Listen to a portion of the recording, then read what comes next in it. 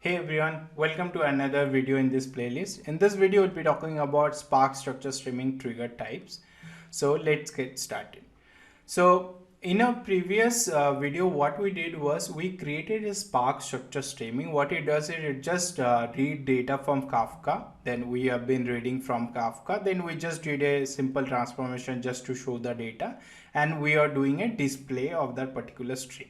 And if you see that we were getting the data. So if you haven't watched that, please complete that video first, then come into this particular lecture. So now as a user, what I want to do is, suppose I am doing a display, what it is doing, it just trying to read everything and just trying to display it, right? But I want to control this behavior. I want to control how often I talk to Kafka, how often I want to read from Kafka. Suppose every 10 seconds or every 20 seconds or every hour I want to read the data, right? That's something you can control with Spark streaming trigger types. So let's get started with that.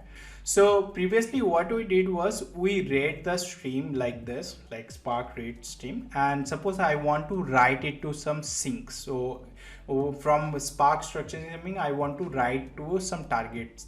So those targets call as Kafka sinks. We'll be discussing about sinks in very much detail. So I'll be talking about a lot of sinks that Spark structure streaming has.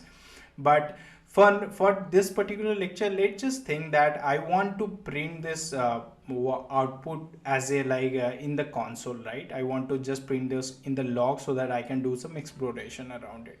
So what you do is like you just define parse stream, then you define write stream. What's the format you need? So I want to just print in the console, and I am just starting this particular stream. So if you do not specify anything, right? So I'm not specifying any trigger type. So what happens is it is called as default unspecified, right? So what it does is Spark uses a micro batch execution model where it continuously processes the input data as it arrives. No explicit trigger is set. It processes the data as soon as it is ready. What does this mean? So once I start this particular stream, I'll go to Kafka, I'll read the data. As soon as maybe I have some transformation here, right? And then I'm writing the data back. So basically, as soon as the transformation completes, even if it is like 1 second, I'll start the next batch as soon as it is done, right? So I don't need to wait for any other events to be completed. That is where this undefined or unspecified default mode is useful, right? So sometimes you need a very near real-time processing, right? So you want to process as soon as the data comes.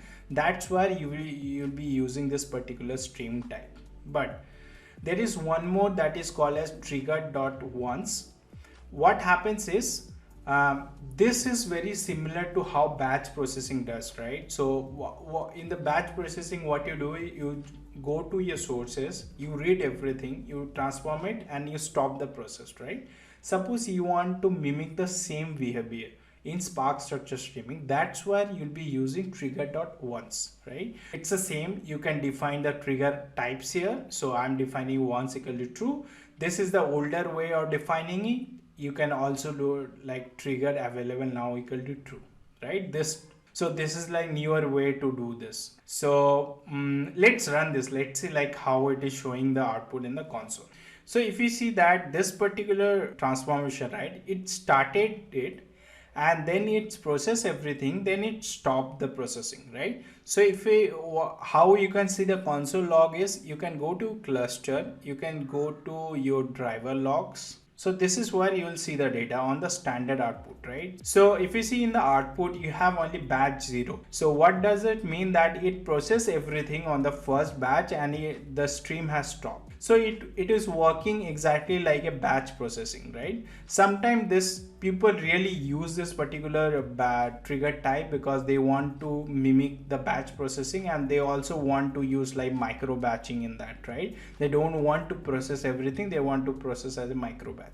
Now there is one more trigger type, that is trigger type processing time. So this is very common, and this is the most used trigger type, you can say. So what you define is you define processing time 5 seconds. What it means is every 5 seconds it will try to create a micro batch. What does this mean? Okay, so suppose now it is 10, it will process it and it will go to Kafka, it will read everything. Suppose it read like 100 records, right? Similarly, even if it like the processing completes in 2 seconds, but it will still wait for 3 more seconds until the 5 second passed. So whenever in the clock it is like 10:05, it will go to Kafka again. It will try to read the data. It might happen that it just read like 0 records. But even if it's 0 records, but still the next trigger will start at print 10, right? Because processing time is 5 seconds. So every 5 seconds I'll go to Kafka and I'll try to read the data. So that this is also very popular, and this is the most used trigger type in Spark structure streaming. So there is one more trigger type that is continuous, but this is still in experimental state because the whole thing is coming in Spark 4, and this is not using the batch way. Like what happens is in batch processing, right? Once we are executing one batch, we are waiting for the next batch to start. But in continuous mode, you can start all this batch together. You don't have to wait for and the batch to be completed, right? So this is still in experimental, so I haven't really used this particular mode. So once this comes in Spark 4, I'll be talking about more in detail. So you can explore this in the Spark documentation and let me know if you find something good. So this is all I wanted to share, but one thing what I did was like I've also given you the Kafka producer code. So so the data that we have been reading, right? So you can use this particular Kafka producer code to write to the Kafka topic. Okay, so I think this is all I wanted to share in this trigger type. So the different trigger type has its own usage as per your business use case. So you can free to choose any trigger type according to your business needs. I think this is the end of this video, and I'll see in the next one.